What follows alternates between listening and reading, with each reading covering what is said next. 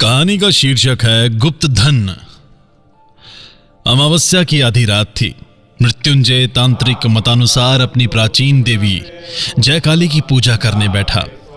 पूजा समाप्त करके जब वह उठा तो निकटस्थ आम के बगीचे से प्रातःकाल का पहला कौवा बोला। मृत्युंजय ने पीछे घूमकर देखा, मंदिर का द्वार बंद था।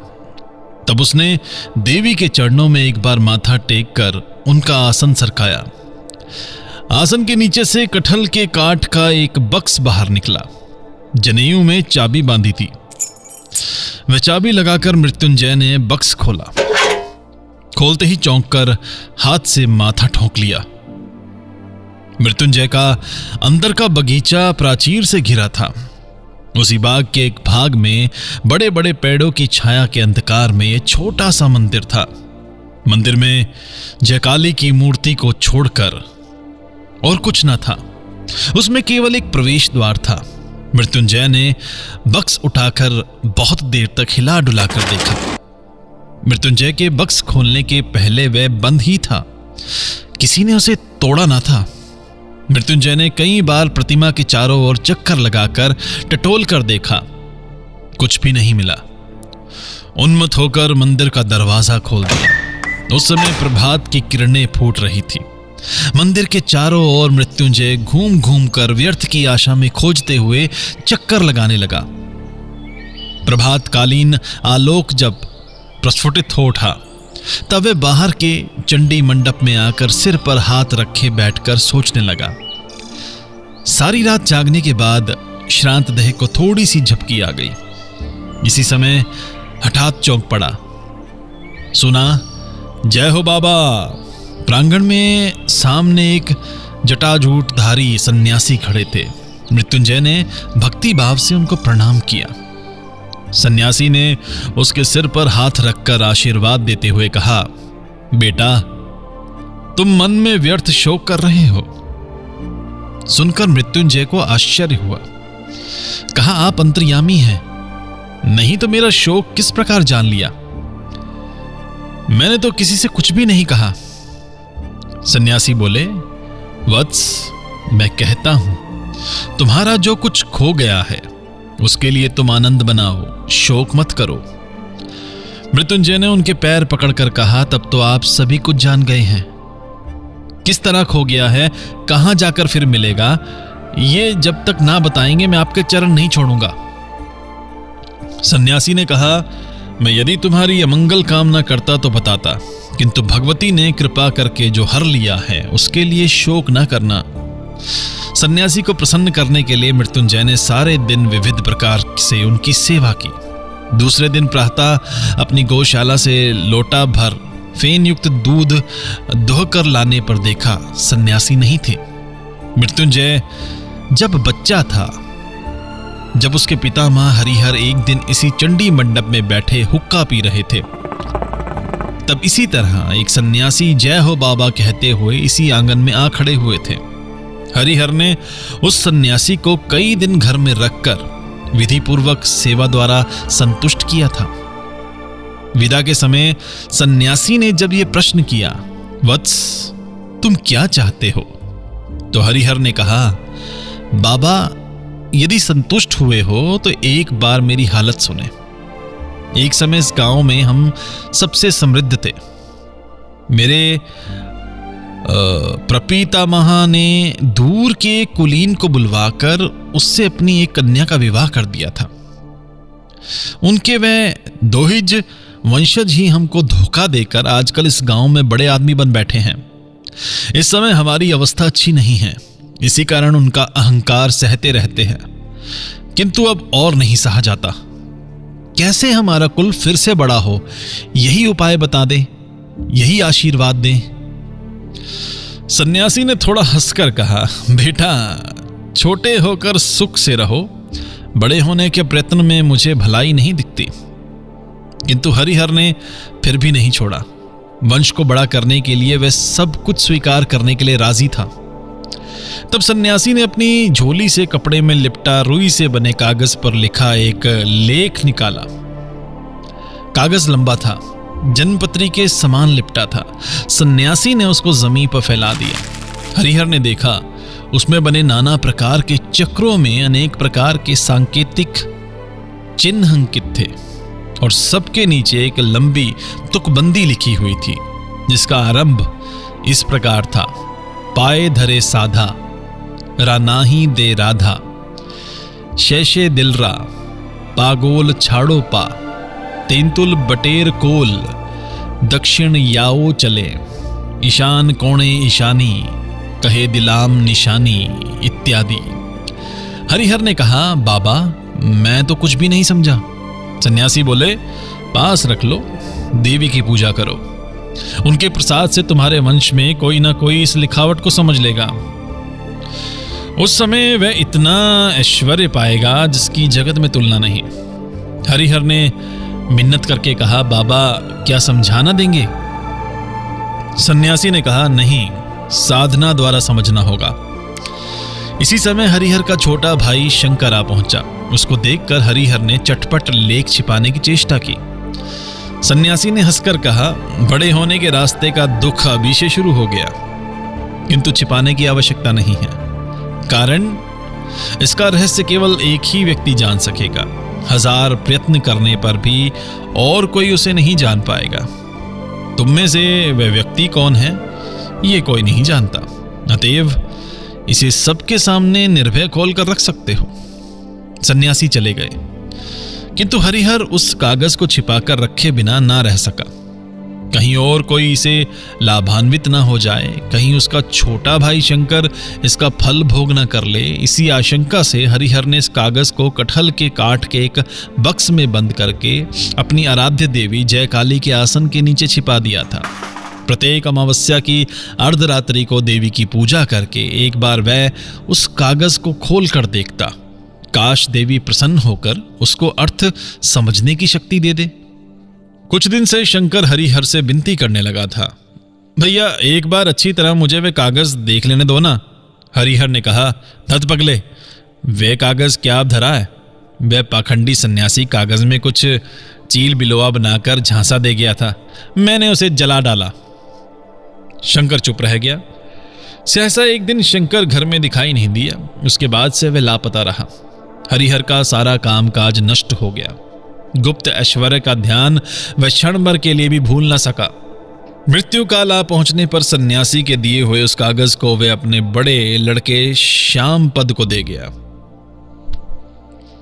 यह कागज पाने पर श्यामपद ने नौकरी छोड़ दी। जयकाली की पूजा और एकाग्रचित से इस लेख के पाठ की चर्चा में उसका संपूर्ण जीवन कैसे बीत गया, इसका उसे पता भी न चला। मृत्युंजय श्यामापद का बड़ा लड़का था। पिता की मृत्यु के पश्चात वह सन्यासी के दिए इस गुप्त लेख का अधिकारी हुआ।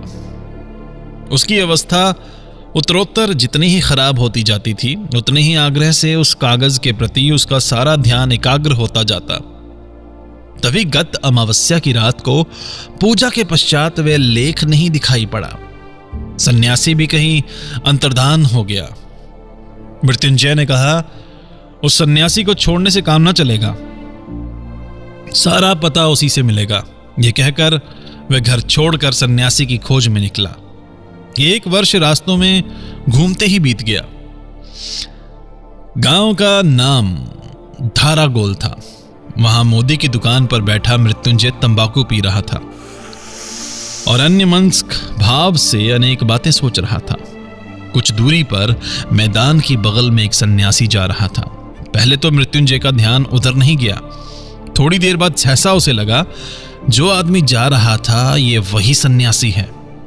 झटपट हुक्का रखकर मोदी को आश्चर्य में डाल एक दौड़ में वह दुकान से बाहर निकल गया, किंतु वह सन्यासी दिखाई नहीं दिया।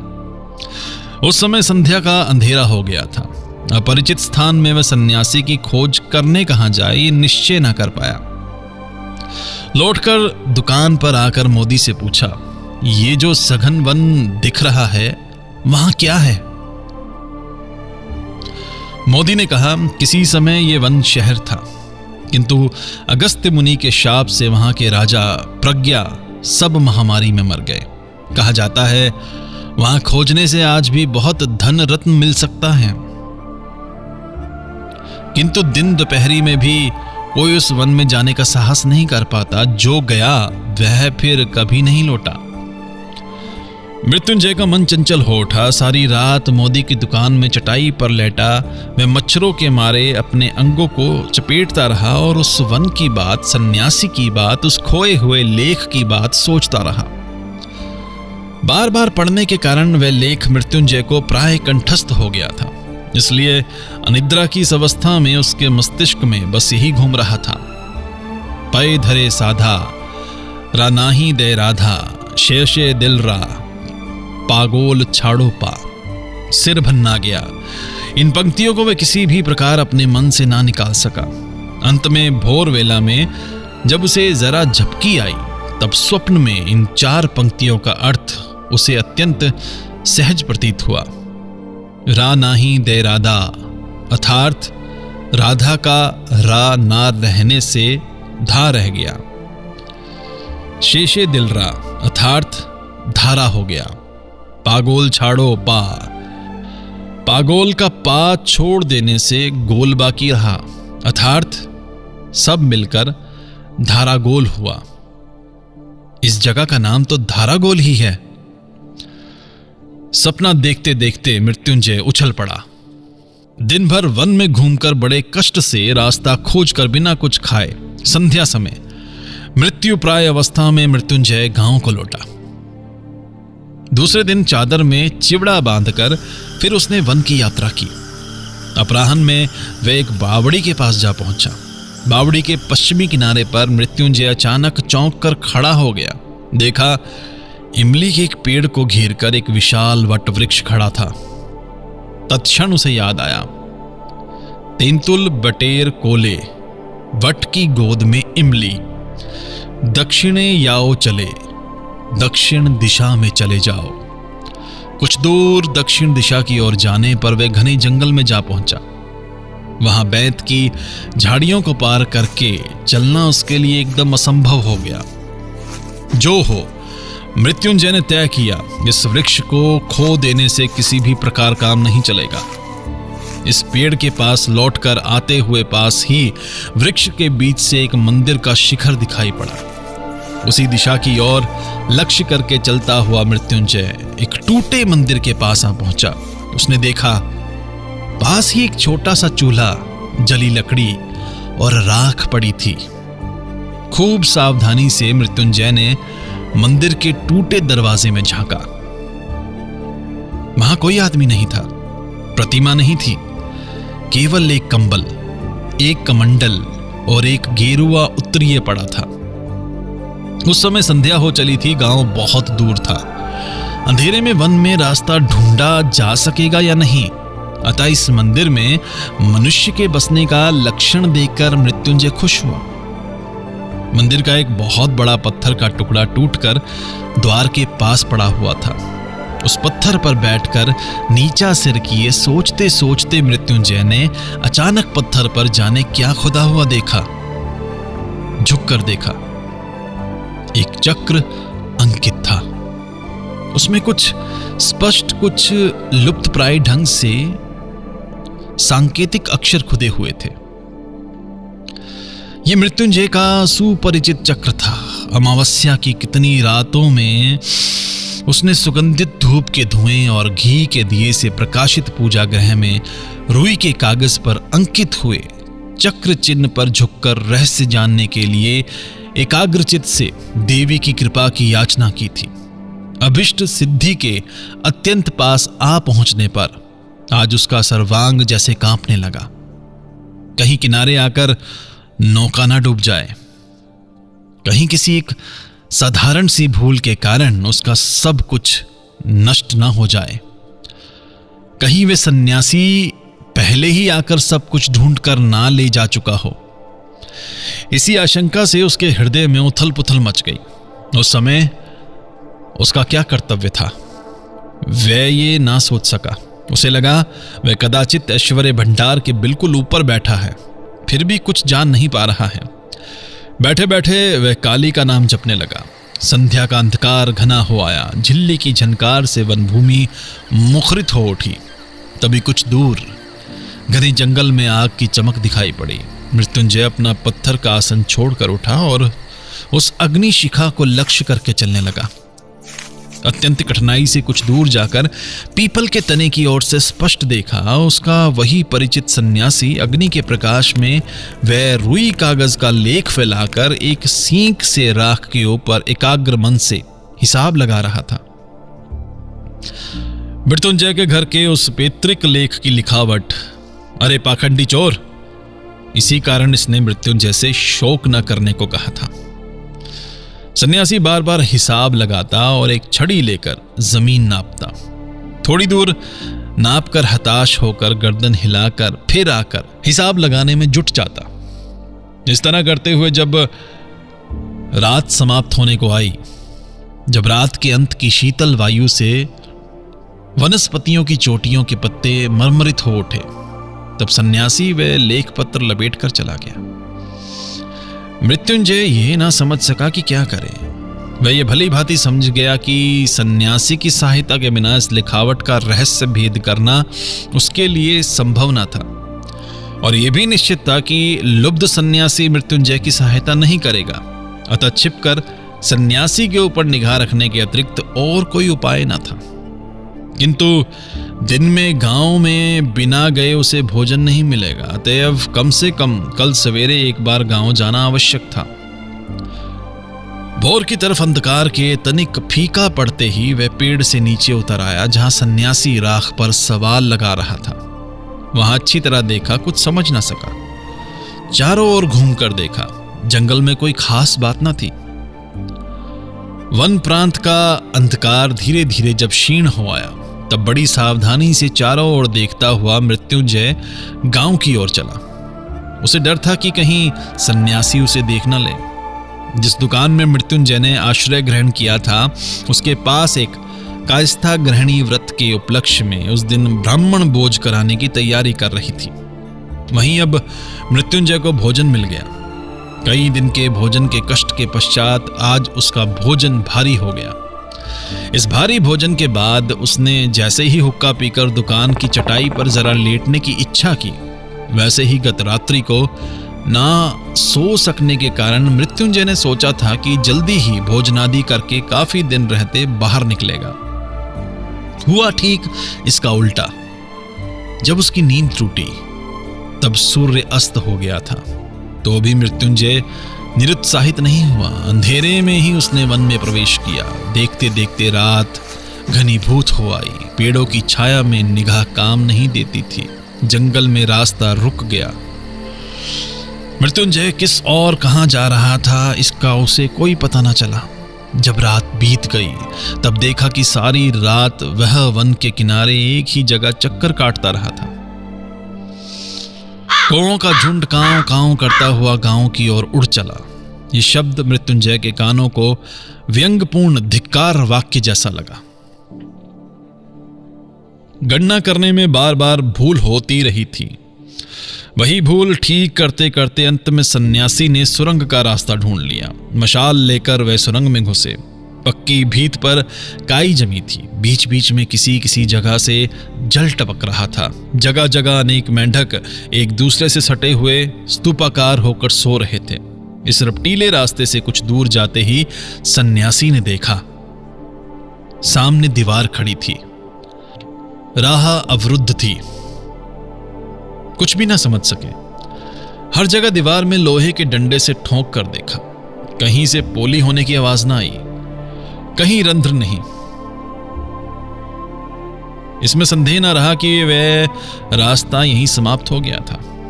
फिर वही कागज खोला, सिर पर हाथ धरकर बैठे सोचने लगे। वे रात इसी तरह कट गई। दूसरे दिन गणना पूरी करके फिर सुरंग में प्रवेश किया। उस दिन गुप्त संकेत का अनुसरण करते हुए एक स्थान विशेष से पत्थर सरकाकर दूसरे रास्ते की खोज की। उस रास्ते पर चलते चलते फिर एक जगह रास्ता बंद हो गया। अंत में 5वीं रात सुरंग में प्रवेश करके सन्यासी बोल उठे, आज मुझे रास्ता मिल गया है। अब आज मुझसे कोई भूल ना होगी। रास्ता अत्यंत जटिल था। उसकी शाखाओं प्रशाखाओं का अंत ना था। कहीं ऐसा संकरा कि घुटनों के बल चढ़ना पड़ता। बड़ी सावधानी से मशाल लिए चलते चलते सन्यासी गोलाकार कमरे जैसे एक जगह में जा पहुंचे। कमरे के बीच में एक बड़ा सा कुआं था।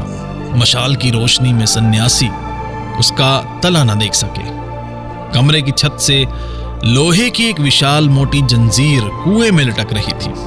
सन्यासी के प्राणपण से बलपूर्वक ठेलते ही इस जंजीर के थोड़ा सा हिलने मात्र से ठन करके एक शब्द कुएं के गहर से उठा और कमरा प्रतिध्वनित होने लगा। सन्यासी उच्च स्वर से चीख उठे, मिल गया। उनके चीखने के साथ ही कमरे की टूटी हुई दीवार से एक पत्थर खिसक कर गिरा और उसी के साथ साथ एक और कोई जीवित पदार्थ धम से गिरकर चीख उठा। सन्यासी इस आकस्मिक आवाज से चौंक पड़े और उनके हाथ से मशाल गिरकर बुझ गई। सन्यासी ने पूछा, तुम कौन हो? कोई उत्तर नहीं मिला। इस पर अंधेरे में टटोल कर देखने से उनका हाथ एक आदमी की देह से टकराया। उसको हिलाकर पूछा, तुम कौन? कोई उत्तर नहीं मिला। आदमी मूर्छित हो गया था। तब चकमक रगड़ रगड़ कर सन्यासी ने बड़ी मुश्किल से मशाल जलाई। इस बीच वह आदमी भी सचेत हो गया था और उठने का प्रयत्न करते हुए पीड़ा से आर्तनाद कर उठा। सन्यासी ने कहा, अरे ये तो मृत्युंजय है, तुम्हारी ऐसी मति क्यों हुई? मृत्युंजय बोला, बाबा माफ करो, भगवान ने मुझे दंड दिया है। पत्थर फेंक कर तुम्हें मारने जा रहा था, संभल नहीं सका, फिसल कर पत्थर सहित मैं गिर पड़ा, पैर अवश्य ही टूट गया होगा। सन्यासी ने कहा, मुझे मारने से तुम्हें क्या लाभ होता? मृत्युंजय ने कहा, तुम लाभ की बात पूछ रहे हो? तुम लोभ के मारे मेरे पूजा घर से लेख चुराकर इस सुरंग में घूमते फिर रहे हो। तुम चोर हो, तुम पाखंडी हो। मेरे पितामह को जिन सन्यासी ने लेख दिया था, उन्होंने कहा था कि हमारे ही वंश का कोई इस लेख के संकेत को समझ पाएगा। ये गुप्त ऐश्वर्य हमारे ही वंश का प्राप्य है, इसलिए मैं कई दिन से बिना खाए बिना सोए छाया के समान तुम्हारे पीछे घूमता रहा। आज जिस समय तुम चिल्लाए मिल गया तो मुझसे और नहीं रहा गया। मैं तुम्हारे पीछे आकर इसे गड्ढे में छिपा बैठा था। वहां से एक पत्थर सरकाकर तुमको मारने वाला था, किंतु शरीर दुर्बल था, जगह बहुत रपटीली थी, इसी से गिर पड़ा। इस समय तुम मुझे मार डालो तो वह भी अच्छा है। मैं यक्ष होकर इस धन की रक्षा करूंगा, किंतु तुम इसे ले नहीं पाओगे, किसी भी प्रकार नहीं। यदि लेने का यत्न करोगे तो मैं ब्राह्मण हूं, तुम्हें अभिशाप देकर इस कुएं में कूदकर आत्महत्या कर लूंगा। यह धन तुम्हारे लिए ब्राह्मण गौ के रक्त के समान होगा। इस धन का तुम कभी भी सुख से भोग न कर सकोगे। हमारे पिता पितामह इस धन पर पूर्ण ममता रखकर मरे हैं। इस धन का ध्याय करते करते हम दरिद्र हो गए हैं। इस धन की खोज में मैं घर में अनाथा स्त्री और छोटे बच्चे छोड़कर, आहार निद्रा त्याग कर अभागे पागल के समान घट मैदानों में घूमता फिर रहा हूं। इस धन को तुम मेरे देखते कभी नहीं ले सकोगे। सन्यासी बोले, मृत्युंजय तो फिर सुनो, तुम्हें सारी बात सुनाता हूं। तुम जानते हो, तुम्हारे पितामह का एक छोटा सहोदर भाई था, उसका नाम था शंकर। मृत्युंजय ने कहा, हां, वे घर से लापता हो गए थे। सन्यासी ने कहा, मैं वही शंकर हूं। मृत्युंजय ने हताश होकर दीर्घ निश्वास छोड़ी। इतने दिन तक वह यह निश्चय किए बैठा था कि इस गुप्त धन पर एकमात्र उसी का अधिकार है। उसी के वंश के आत्मीय ने आकर यह अधिकार नष्ट कर दिया। शंकर ने कहा, सन्यासी से लेख पाने के बाद भैया ने उसे मुझसे छिपाने का पूरा यत्न किया था, किंतु वे जितना ही छिपाने लगे, मेरी उत्सुकता उतनी ही बढ़ने लगी। उन्होंने इस लेख को देवी के आसन के नीचे बक्स में छिपा कर रखा था। मुझे इसका पता लग गया और दूसरी चाबी बनवाकर प्रतिदिन थोड़ा थोड़ा करके लेख की प्रतिलिपि करने लगा। जिस दिन नकल समाप्त कर ली, उसी दिन मैं इस धन की खोज में घर छोड़कर बाहर निकल पड़ा। मेरे भी घर में अनाथा स्त्री और एक बच्चा था। आज उनमें से कोई नहीं बचा है। कितने देश देशांतरों में भ्रमण किया है, इसका विस्तार से वर्णन करने की आवश्यकता नहीं है। सन्यासी के दिए हुए इस लेख को कोई सन्यासी मुझे अवश्य समझा देगा। यह समझकर मैंने अनेक सन्यासियों की सेवा की। अनेक पखंडी सन्यासियों ने मेरे इस कागज का पता लगाकर इसे चुराने की कोशिश की। इस प्रकार एक के बाद एक कितने ही वर्ष बीत गए। मेरे मन को क्षण भर के लिए भी सुख नहीं मिला, शांति नहीं मिली।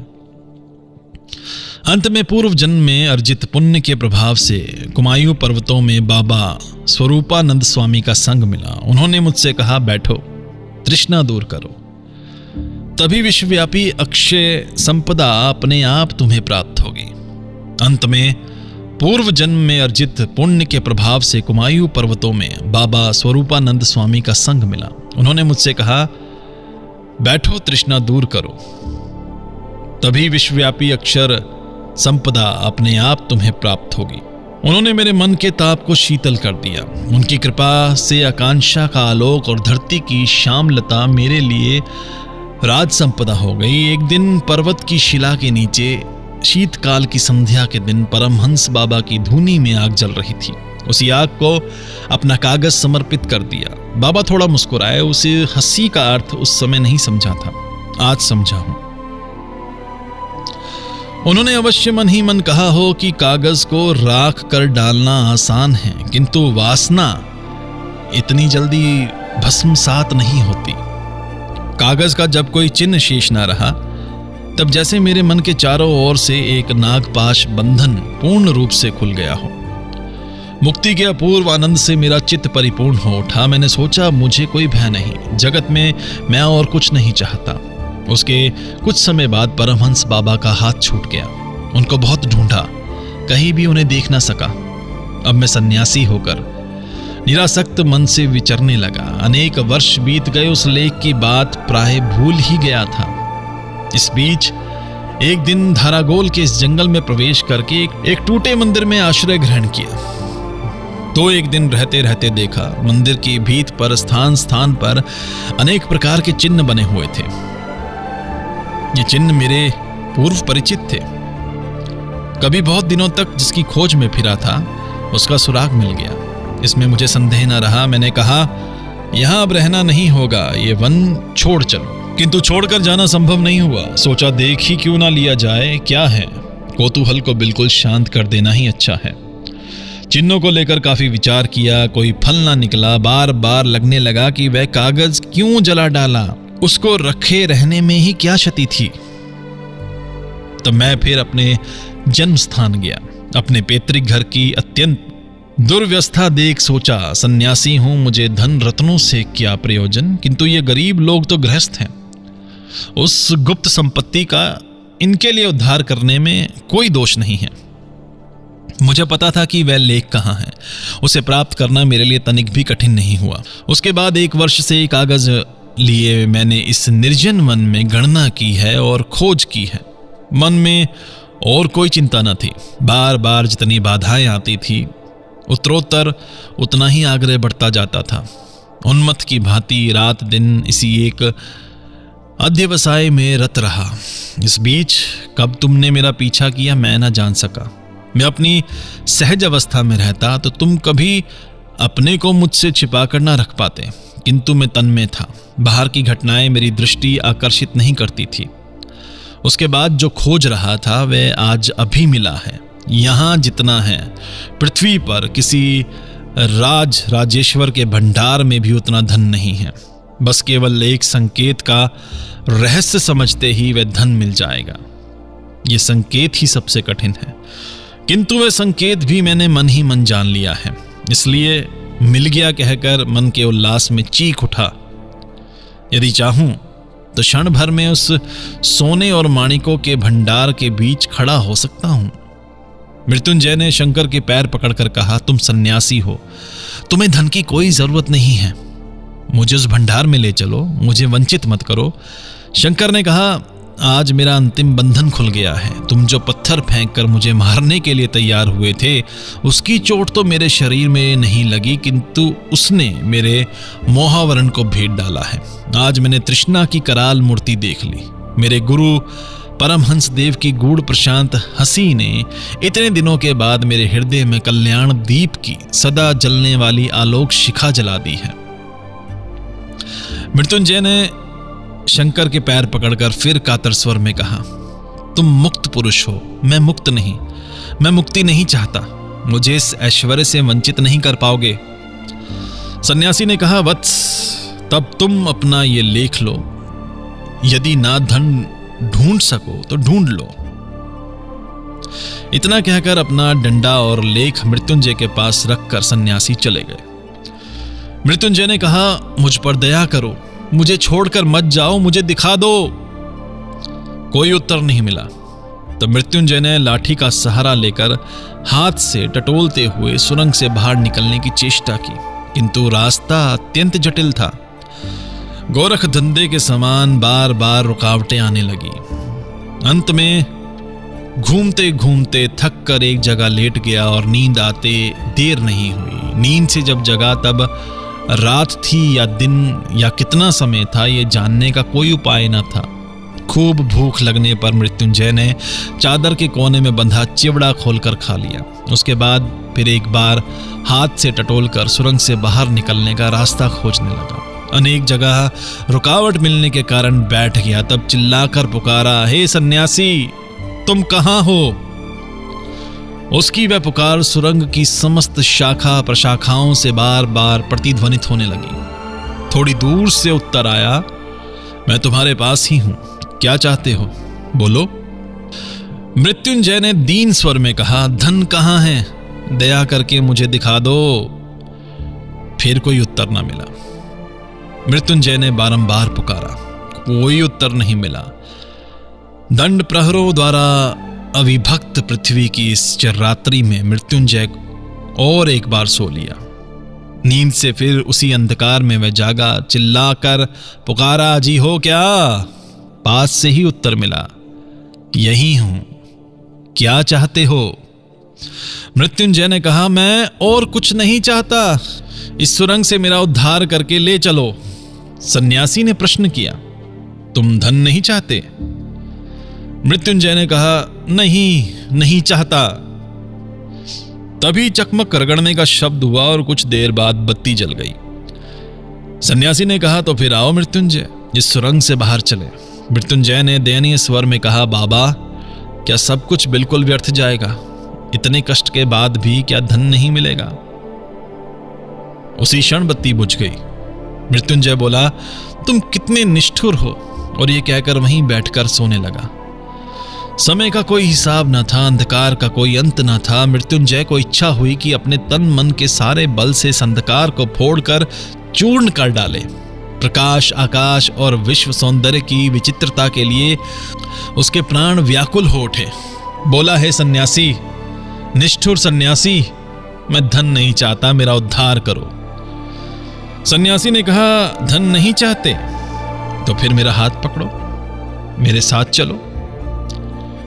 इस बार बत्ती नहीं जली। एक हाथ में लाठी और एक हाथ में सन्यासी का उत्तरीय पकड़कर मृत्युंजय धीरे धीरे चलने लगा। बहुत देर तक कई टेढ़े मेढ़े रास्तों में खूब घूम फिरकर एक जगह आकर सन्यासी ने कहा, खड़े रहो। मृत्युंजय खड़ा रहा। उसके पश्चात मोर्चा लगे लोहे के एक दरवाजे के खुलने का भयंकर शब्द सुनाई दिया। सन्यासी ने मृत्युंजय का हाथ पकड़कर कहा, आओ। मृत्युंजय ने आगे बढ़कर जैसे किसी कमरे में प्रवेश किया, तब फिर चकमक रगड़ने का शब्द सुनाई दिया। कुछ देर बाद जब मशाल जल गई, तब यह कैसा अद्भुत दृश्य! चारों ओर दीवारों पर पृथ्वी के गर्भ में रुद्र प्रखर सूर्यलोक पुंज के समान तह पर तह सोने का मोटा मोटा पत्थर मड़ा हुआ था। मृत्युंजय की आंखें चमकने लगी। वे पागल की भांति बोल उठा, ये सोना मेरा है, इसे मैं किसी भी प्रकार छोड़कर नहीं जा सकता। सन्यासी ने कहा, अच्छा, छोड़कर मत जाना। ये मशाल रही और वह सत्तू चिवड़ा और एक बड़े लोटे में जल रखे जाता हूं। देखते देखते सन्यासी बाहर चले गए और उस स्वर्ण भंडार के लोहे के दरवाजे के किवाड़ बंद हो गए। मृत्युंजय बार बार इस स्वर्ण पुंज का स्पर्श करता हुआ सारे कमरे में चक्कर लगाने लगा। सोने के छोटे छोटे टुकड़े तोड़कर जमीन के ऊपर फेंकने लगा, गोद में बटोरने लगा, एक से दूसरे को टकराकर शब्द करने लगा और सारे शरीर पर फेर कर उसका स्पर्श लेने लगा। अंत में थक कर सोने का पत्थर बिछाकर उसके ऊपर लेटकर सो गया। जगकर देखा, चारों ओर सोना झिलमिला रहा था। सोने के अलावा और कुछ न था। मृत्युंजय सोचने लगा, धरती पर शायद अब तक प्रभात हो गया होगा। समस्त जीव जंतु आनंद से जाग उठे होंगे। उसके घर में तालाब के किनारे के बाग से प्रातःकाल जो स्निग्ध सुगंध आती थी, वही मानो उनकी कल्पना में उसकी नाक में प्रवेश करने लगी। उसे मानो स्पष्ट दिखाई दिया कि छोटी छोटी बत्तखें झूमती झूमती कलरव करती हुई प्रातःकाल आकर तालाब में तैर रही हूं, और घर की नौकरानी बामा कमर में आंचल लपेटे ऊपर उठे दाहिने हाथ में पीतल कांसे की थाली कटोरियों का ढेर लिए घाट पर जमा कर रही है। दरवाजा पीटकर मृत्युंजय पुकारने लगा, ओ सन्यासी महाराज, हो क्या? द्वार खुल गया। सन्यासी ने कहा, क्या चाहते हो?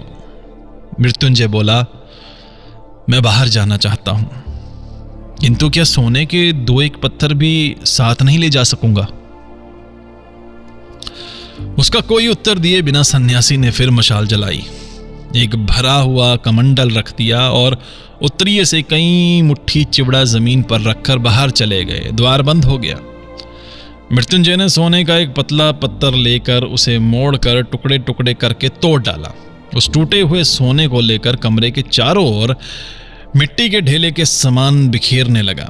कभी दांतों से काटकर सोने के पत्थर में दाग करता, कभी सोने के किसी पत्थर को जमीन पर फेंककर उसके ऊपर बार बार पदाघात करता। मन ही मन कह उठता, पृथ्वी पर ऐसे सम्राट कितने हैं जो सोने को इस प्रकार इधर उधर बिखेर सकते हैं।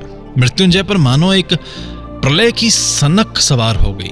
उसकी इच्छा होने लगी कि वह उस स्वर्ण राशि को चूर्ण करके धूल के समान फांक फांक कर उड़ा दे और इस प्रकार से पृथ्वी के सारे स्वर्ण लुब्ध राजा महाराजाओं का तिरस्कार करें। इस तरह जितनी देर हो सका मृत्युंजय ने सोने को लेकर खींचतान की और फिर थक कर सो गया। नींद खुलने पर वह अपने चारों ओर फिर वही स्पर्श राशि देखने लगा। तब दरवाजे को पीटकर वह चिल्लाकर बोला, ओ सन्यासी, मैं ये सोना नहीं चाहता, सोना नहीं चाहता। किंतु द्वार नहीं खुला। चिल्लाते चिल्लाते मृत्युंजय का नशा बैठ गया, किंतु द्वार नहीं खुला। सोने के एक एक पिंड को लेकर वह फेंक कर दरवाजे पर मारने लगा, किंतु कोई परिणाम न निकला। मृत्युंजय का हृदय बैठने लगा।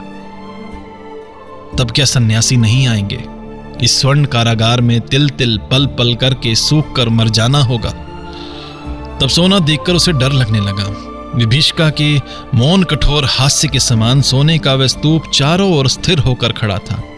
उसमें स्पंदन नहीं था, परिवर्तन नहीं। मृत्युंजय का हृदय अब कांपने लगा, व्याकुल होने लगा। उसके साथ उनका कोई संपर्क नहीं था, वेदना का कोई संबंध न था। सोने के ये पिंड न प्रकाश चाहते थे, न आकाश, न वायु, न प्राण, न मुक्ति। ये इस चिर अंधकार में चिरकाल से उज्जवल रहकर कठोर होकर स्थिर होकर पड़े थे। पृथ्वी पर अब गोधुली वेला होगी।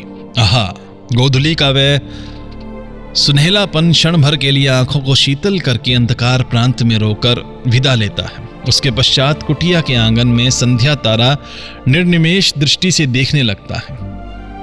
गौशाला में दीपक जलाकर बहू घर के कोने में संध्या दीप रखती है। मंदिर की आरती का घंटा बजने लगता है। गांव की, घर की अत्यंत क्षुद्र और तुच्छ बातें आज मृत्युंजय की कल्पना दृष्टि के आगे उज्जवल हो गई। उनका वह भोला कुत्ता पूंछ सिर एक करके आंगन के कोने में संध्या के बाद सोता रहता। वह कल्पना भी जैसे उसको व्यथित करने लगी। धारागोल गांव में कई दिन जिस मोदी की दुकान में उसने आश्रय लिया था, वह इस समय रात में दीपक बुझाकर दुकान बंद करके धीरे धीरे गांव में घर की ओर भोजन करने जा रहा होगा। ये बात स्मरण करके उसको लगने लगा, मोदी कितना सुखी है। आज कौन दिन है क्या पता। यदि रविवार होगा तो अब तक हाट से आदमी अपने अपने घर लौट रहे होंगे, बिछड़े हुए साथी को ऊंचे स्वर में बुला रहे होंगे, दल बनाकर पार जाने वाली नावों द्वारा पार हो रहे होंगे, मैदान के रास्ते, अनाज के खेतों की मेड़ पार करके, गांव के सूखे बांसों के पत्तों से ढके आंगन की बगल से होकर, किसान लोग हाथ में 2-1 मछली लटकाए, सिर पर टोकरी लिए, अंधेरे में तारों भरे आकाश के क्षीण प्रकाश में एक गांव से दूसरे गांव चले जा रहे होंगे। पृथ्वी के ऊपरी तल की इस विचित्र वृहत चिरचंचल जीवन यात्रा में तुच्छतम दीनतम होकर अपना जीवन मिला देने के लिए मिट्टी के सैकड़ों स्तर भेजता हुआ जगत का आहान उसके पास पहुंचने लगा। वह जीवन, वह आकाश पृथ्वी के संपूर्ण मणि माणिक्यों से उसे अधिक मूल्यवान प्रतीत होने लगा। उसको लगने लगा केवल क्षण माणिक्यों से उसे अधिक मूल्यवान प्रतीत होने लगा। उसको लगने लगा केवल क्षण भर के लिए एक बार यदि अपनी उस श्यामा जनी धरित्री की धूली भरी गोद में, उस उन्मुक्त अलौकित नील गगन के नीचे घास पात की गंध से बसी उस वायु से हृदय भरकर एक बार अंतिम निश्वास लेकर मर सकता तो जीवन सार्थक हो जाता। इसी समय द्वार खुल गया। कमरे में प्रवेश करके सन्यासी ने कहा, मृत्युंजय, क्या चाहते हो? वह बोल उठा, मैं और कुछ नहीं चाहता। मैं सुरंग से, अंधकार से, गोरख धंधे से, इस सोने के कारागार से बाहर निकलना चाहता हूं। मैं प्रकाश चाहता हूं, आकाश चाहता हूं, मुक्ति चाहता हूं। सन्यासी ने कहा, इस सोने के भंडार से भी अधिक मूल्यवान रत्न भंडार कहां है? एक बार वहां नहीं चलोगे? मृत्युंजय ने कहा, नहीं जाऊंगा। सन्यासी ने कहा, एक बार देखाने की भी उत्सुकता नहीं है? मृत्युंजय ने कहा, नहीं, मैं देखना भी नहीं चाहता। मुझे यदि कौपिन पहनकर भिक्षा मांगते घूमना पड़े तो भी मैं यहां क्षण भर भी नहीं काटना चाहता। सन्यासी ने कहा, अच्छा, तो फिर आओ। मृत्युंजय का हाथ पकड़कर सन्यासी उसे उस गहरे कुएं के पास ले गए। उसके हाथ में वह लेख पत्र देकर कहा, इसे लेकर तुम क्या करोगे? मृत्युंजय ने उस पत्र को फाड़कर टुकड़े टुकड़े करके कुएं में फेंक दिया।